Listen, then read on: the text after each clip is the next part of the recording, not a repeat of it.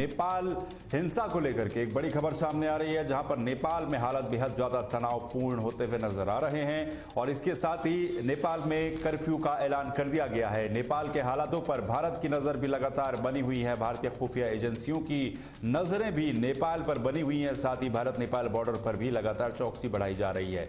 नेपाल में हालात बेहद ज्यादा तनावपूर्ण होते हुए इस समय नजर आ रहे हैं। नेपाली सेना ने एक बड़ा कदम उठाया है, पूरे देश में कर्फ्यू लगा दिया गया है।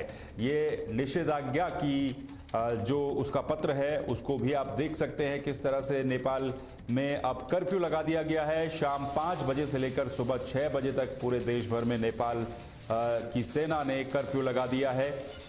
हालातों को नियंत्रण में करने के लिए नेपाल की सेना ने एक कदम उठाया है और कर्फ्यू लगा दिया गया है। ये कर्फ्यू शाम 5 बजे से सुबह 6 बजे तक जारी रहेगा। इसको लेकर के बाकायदा नेपाली सेना का ये पत्र भी सामने आया है, जिसमें नेपाली सेना अपील कर रही है, निषेधाज्ञा लागू की गई है। और इसके साथ ही नेपाल की कई जगहों पर हिंसा की खबरें सामने आई हैं, जिसमें कई लोगों की मौत की खबरें भी हैं। साथ ही नेपाल के बांके जिले की नौबस्ता में जो जेल है और किशोर सुधार गृह है, यहां पर भी 5 लोगों की मौत की खबर सामने आई है। इस दौरान कुछ कैदी यहां से फरार भी हुए हैं, ये भी खबरें सामने आई हैं। स्थिति को काबू में करने के लिए सशस्त्र पुलिस बल तैनात की गई है। इसने फायरिंग की जिसमें 7 लोग घायल हुए हैं। तो जेनजी का जो प्रोटेस्ट है उसको देखते हुए ये एक बड़ा अपडेट इस समय नेपाल से सामने आ रहा है, जहां पर नेपाल में पूरे देश भर में कर्फ्यू लगा दिया गया है। सुबह 6 बजे से लेकर शाम 5 बजे से लेकर सुबह 6 बजे तक कर्फ्यू नेपाल में रहेगा और इसके संबंध में ये पत्र भी जारी किया गया है। तो नेपाल का अपडेट आपको हम लगातार बता रहे हैं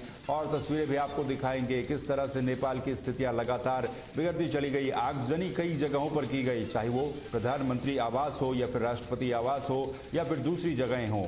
ये तस्वीर आप देखिए, ये आज सुबह काठमांडू की तस्वीरें हैं, किस तरह से काठमांडू की सड़कों पर सन्नाटा पसरा हुआ है। और इसके अलावा हर जगह सिर्फ जो आगजनी की गई थी, जली हुई इमारतें, ये आप तस्वीरों में देख सकते हैं, जली हुई गाड़ियां, जले हुए वाहन वो नजर आ रहे हैं। लेकिन आज सुबह की ये तस्वीरें हैं जब नेपाल में काठमांडू की सड़कों पर सन्नाटा पसरा रहा।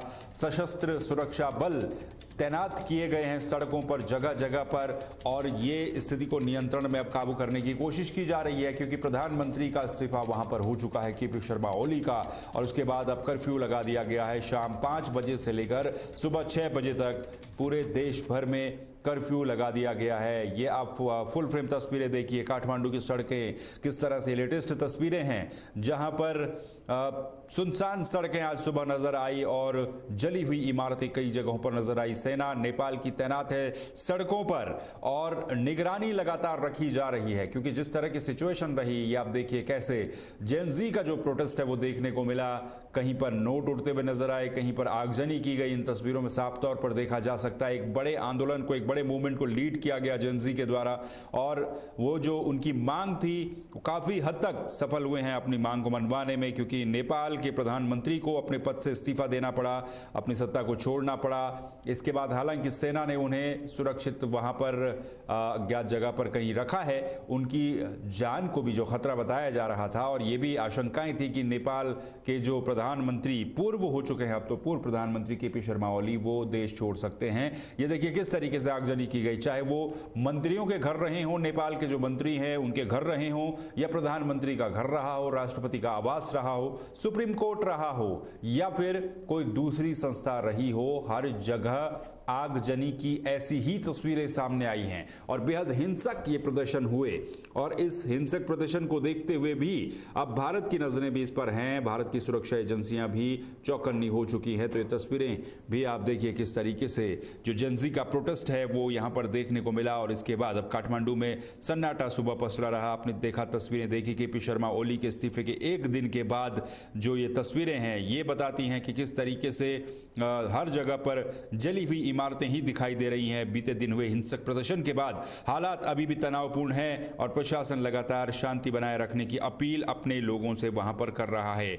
नेपाल में जारी विरोध प्रदर्शनों के बीच काठमांडू का त्रिभुवन अंतर्राष्ट्रीय हवाई अड्डा भी पूरी तरह से बंद कर दिया गया है।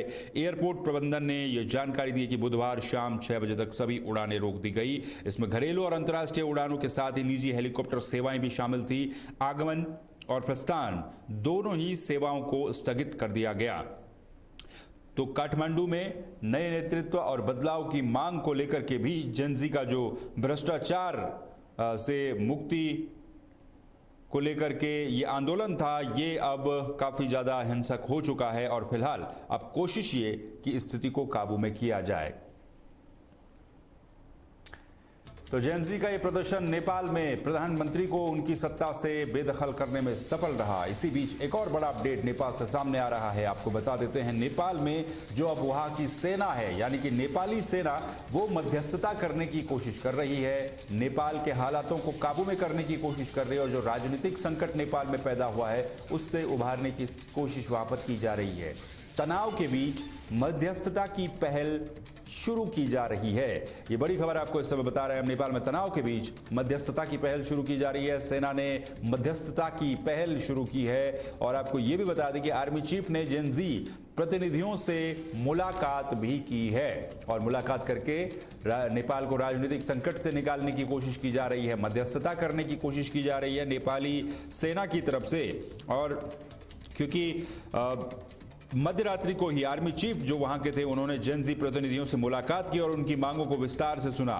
सेना का उद्देश्य तनाव कम करके समाधान की दिशा में रास्ता निकालने का है। और अब क्योंकि राष्ट्रपति रामचंद्र पौडेल और जेनजी के प्रतिनिधियों के बीच में भी सेना मध्यस्थता वार्ता कराने की तैयारी कर रही है। इस बैठक में नेपाल के राजनीतिक संकट को लेकर के चर्चा होगी और उस लिहाज से इस बैठक को काफी अहम माना जा रहा है।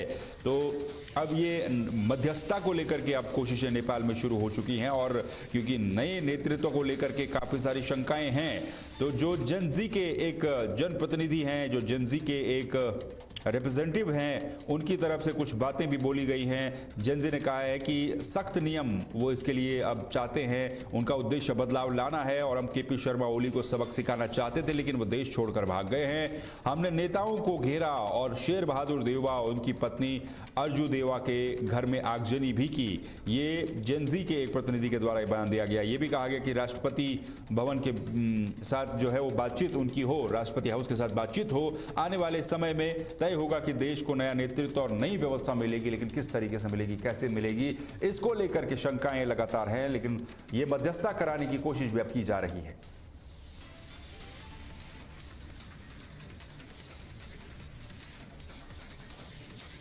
फिलहाल के लिए बस इतना ही। बाकी खबरों के लिए आप बने रहिए तहलका डिजिटल के साथ। मुझे दीजिए इजाजत। नमस्कार।